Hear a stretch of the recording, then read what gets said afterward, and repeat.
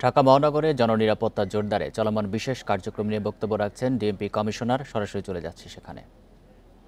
অনুসন্ধান চেক করতেছি এবং একটা ব্যালেন্স যাতে এই ছিনতাইকারীরা ধরা পড়ে সেই লক্ষ্যে কাজ করে যাচ্ছি। আমার সাথে বাংলাদেশ আর্মির কর্নেল সাহেব আছেন এবং আমার ডাইনে র্যাবের সিও সাহেবও আছেন। আজকেও বাংলাদেশ আর্মি এবং র্যাব মিলায়ে আপনার মোহাম্মদপুরের কি নাম ঢাকা উদ্যান আদাবর থেকে চিহ্নিত সন্ত্রাসী টুঙ্গা বাবু, তাকেও অ্যারেস্ট করা হয়েছে, মোহাম্মদপুর থানায় আছে। এর আগে আমরা কবজি কাটা আনোয়ার, তাকেও অ্যারেস্ট করছি। র্যাব এবং আর্মি, বাংলাদেশ আর্মির সহযোগিতায় তাদেরকেও আমরা অ্যারেস্ট করছি। এরকম চিহ্নিত যেসব সন্ত্রাসী আছে তাদেরকে আমরা এই অভিযানের মাধ্যমে আটক করব।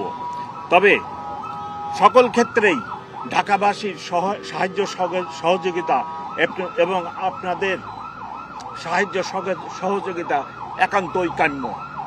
এখন আমি অনুরোধ করব আমার বামে বাংলাদেশ আর্মির যিনি অফিসার আছেন এবং ওনারা বলুক, পরে প্রশ্নের উত্তর দিচ্ছি। ওনাদের যদি কোনো পয়েন্ট থাকে ওনারা দুইজন বলুক, তারপরে আপনাদের প্রশ্নের উত্তর দিব। এবং আমাদের দুইজন মাননীয় উপদেষ্টা আমার পিছনে অপেক্ষা করতেছেন, ওনারাও এক দুইটা কথা বলবেন, বলে শেষ করবেন। Thank you.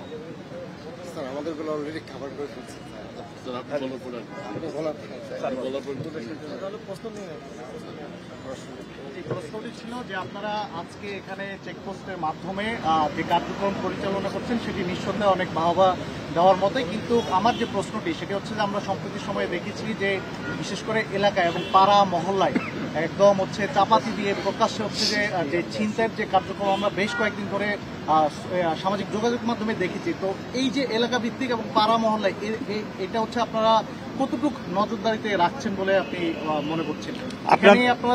আমি আপনার প্রশ্ন বুঝতে পারছি। আপনারা দেখবেন ইংরেজিতে যেটা বলে crime against property, crime against property অনেকগুলো আছে। ডাকাতি হয়, রাহাজানি হয়, এটা হয়, সেটা হয়, চুরি হয়, বাগলারি হয়।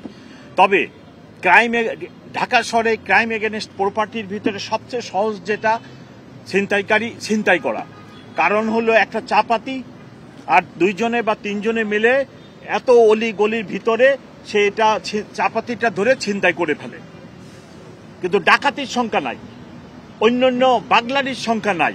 কারণ ক্রাইম এগেনস্ট প্রপার্টি বা এই যে মাদকাসক্ত এইসব ছেলে পেলে এরা সহসাই একজন থেকে এই কাজটা করতে পারে, যার ফলে সমস্ত ক্রিমিনালদের এখন কাজ হচ্ছে ছিনতাইয়ে নিয়োজিত হওয়া। তবে পরিস্থিতি গত 2-3 দিন বা একটু খারাপ, তার আগে প্রায় মাসখানেক ছিনতাইয়ের ঘটনা খুবই কম ছিল। আরেকটা বিষয় আমাদের এখন মনে রাখতে হবে, আমরা মিডিয়ার যুগে বাস করি।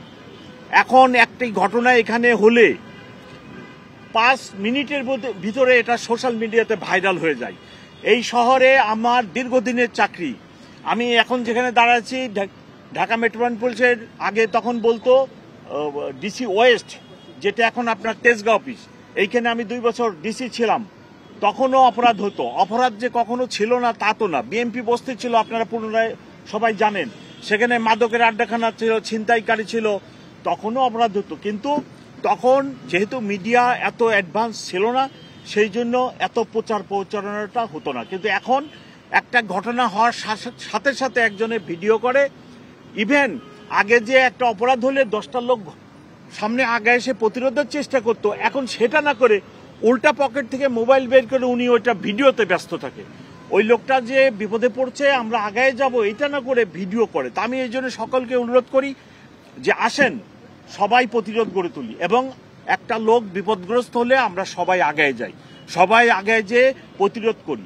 আপনারা জানেন স্বল্প সংখ্যক পুলিশ, স্বল্প সংখ্যক বাংলাদেশ আর্মির সদস্য নিয়োজিত, র্যাব, এটিউ, এত জনবহুল একটা শহর, 2-2.5 কোটি লোক বাস করে।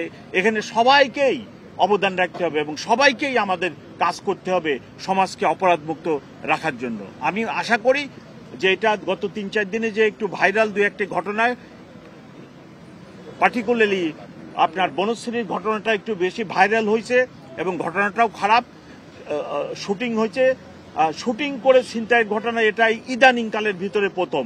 তা আমরা আশা করি আমরাও আগামীকালই ইনশাল্লাহ এটার একটা ভালো খবর দেবো, ভালো কাজ হচ্ছে, হোপফুলি কালকে ওটার ডিটেকশন হয়ে যাবে ইনশাল্লাহ। এবং সবার কাছে অনুরোধ, ঢাকাবাসীর সবার কাছে অনুরোধ, আসেন সম্মিলিতভাবে আমরা এই ধরনের অপরাধ, এই যে এটাকে ইংরেজিতে বলে স্ট্রিট অফেন্স, হ্যাঁ, পেটি স্ট্রিট অফেন্স, এটা পৃথিবীর তৃতীয় বিশ্বের অনেক দেশেই হয়। সম্মিলিতভাবে যদি আমরা চেষ্টা করি এই অফেন্স থেকে আমরা বের হয়ে আসতে পারবো। জননিরাপত্তা জোরদারের বিষয়ে কথা বলছিলেন ডিএমপি কমিশনার। আমরা সরাসরি সেখানে ছিলাম।